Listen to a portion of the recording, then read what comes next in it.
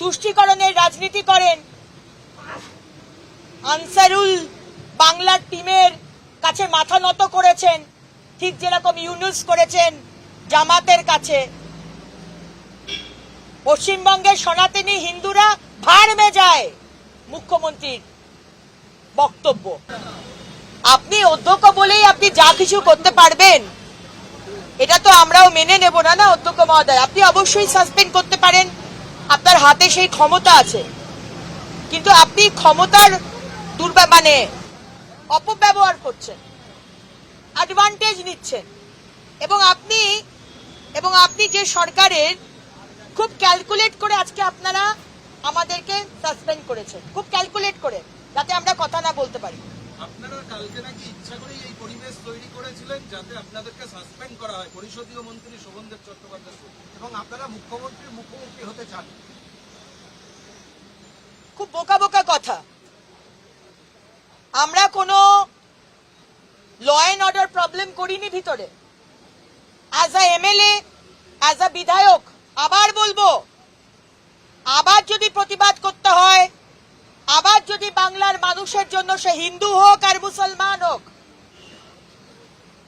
বকটুইতে যখন হয়েছিল তখন মুসলমানদের জন্য প্রতিবাদ করেছিলাম, আর এখন যদি সরস্বতী পুজো করতে বাধা দিচ্ছেন তো একবার নয় 1000 বার প্রতিবাদ করব। প্রতিবাদ করাটা আমাদের কর্তব্য, আমরা জনপ্রতিনিধি। আপনি যদি আপনি বলবেন আলোচনা পরে হবে, কলিং অ্যাটেনশন, কেন আপনি আলোচনা করতে দিলেন না? কেন প্রতিটা বিষয়ে আমরা আলোচনা চাইলে আপনি আলোচনা করতে দেন না? আজকে শিক্ষা দুর্নীতি আলোচনা করতে দেবেন না? মহিলাদের উপর অত্যাচার আলোচনা করতে দেবেন না? হাঁসখালি আলোচনা করতে দেবেন না? কেন? বিধানসভাটা আমাদের, আপনাদের নয়, বিধানসভা বিরোধীদের। তাই অধ্যক্ষ মহোদয়, আপনি আবার আমাদের সাসপেন্ড করবেন, আমরা কিন্তু প্রতিবাদ ছাড়বো না, আমরা প্রতিবাদ করতে থাকবো। তারা কিছুক্ষণ আগে শুভেন্দু অধিকারীর বক্তৃতাকে তারা বলছেন যে আমরা ধিক্কার জানাই, কারণ তিনি যেভাবে কথা বলেছেন তা সংবিধানের পরিপন্থী। তাই বুঝি তুষ্টিকরণের রাজনীতি করেন, আনসারুল বাংলার টিমের কাছে মাথা নত করেছেন, ঠিক যেরকম ইউনুস করেছেন জামাতের কাছে। পশ্চিমবঙ্গের সনাতনী হিন্দুরা ভাড় মে যায়, মুখ্যমন্ত্রীর বক্তব্য। সরস্বতী পুজো কেন করতে দেওয়া হবে না, এটা প্রতিবাদ করলে হয়ে যাবে কমিউনাল, সাম্প্রদায়িক। আর সরস্বতী পুজো করতে দেওয়া হচ্ছে না চুপ থাকলে, তাহলে হবে ধর্ম নিরপেক্ষ। পশ্চিমবঙ্গের হিন্দুরা, মায়েরা, ভাইরা জেগে উঠুন, আর কতদিন জেগে জেগে ঘুমাবেন? দুর্গাপুজো করতে দিচ্ছে না, বাধা দিচ্ছে। আপনি লিঙ্ক করুন, আপনারা বলবেন সারা কোথায়, সারা পশ্চিমবঙ্গে তো হচ্ছে না। আপনারা লিঙ্ক করুন, ব্যাপারগুলোকে লিঙ্ক করুন। কার্তিক পুজো করতে দেবে না, দুর্গা পুজো করতে দেবে না, লক্ষ্মী ঠাকুরের মুখ ভেঙে দিচ্ছে, কালী ঠাকুরের হাত ভেঙে দিচ্ছে, সরস্বতী পুজো করতে দেবে না, এটাকে লিঙ্ক করুন। এখানে মৌলবাদীদের উত্থান হচ্ছে, মৌলবাদের উত্থান হচ্ছে, উত্থান করতে দিচ্ছে এই মুখ্যমন্ত্রী। শুধু তুষ্টিকরণের রাজনীতি করা, শুধু ভোট ব্যাংকের রাজনীতি করা আমরা করতে দেব না। 1000 বার প্রতিবাদ করবো, আপনি 1000 বার সাসপেন্ড করুন। আপনার এই বক্তব্যের জন্য আপনার বিরুদ্ধে প্রিভিলেজ মোশন আনা হতে পারে, কারণ বারবার বলা হচ্ছে যে এই যে হিন্দু মুসলিম এই কথাগুলো আপনারা বলছেন প্রতিদিন সাংবাদিক সম্মেলনে অথবা ক্যামেরার সামনে। কেন বলবো না? আপনি যদি, আমি তো হিন্দুদেরকে কোনো আলাদা প্রিভিলেজ দিতে বলছি না, আমি বলছি যদি হিন্দুদের ওপর অত্যাচার হয়, হিন্দুদের পূজা প্রতিমা তার উপর যদি অত্যাচার হয়, মুখ্যমন্ত্রী স্টেটমেন্ট দিচ্ছেন না কেন? মুখ্যমন্ত্রী কেন বলছেন না যে যারা যারা এরকম অত্যাচার করছে, যারা যারা এরকম হুমকি দিচ্ছে তাদেরকে অ্যারেস্ট করা হোক, আমি এগুলো বরদাস্ত করব না? হয়ে গেল, স্টেটমেন্ট দিয়ে দিন। কিন্তু আজ অব্দি আমরা দেখলাম না যোগেশ চন্দ্র কলেজের সাব্বির আর যারা যারা দিয়েছে তাদেরকে অ্যারেস্ট হয়েছে, কেউ অ্যারেস্ট হয়নি। আমাদের এখানেই অসুবিধে, আমরা যদি হিন্দুদের হয়ে কথা বলি আপনার অসুবিধে, আমরা যদি মুসলমানদের হয়ে বকটুইয়ের ব্যাপারে কথা বলি আপনার অসুবিধে।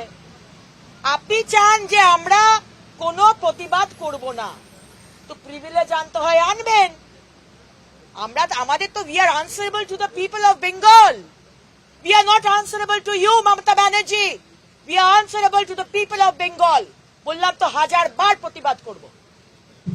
বিজয় কৃষ্ণ ভদ্রের অন্তর্বর্তী জামিনের আবেদন মঞ্জুর করে নিয়েছে কলকাতা হাইকোর্ট।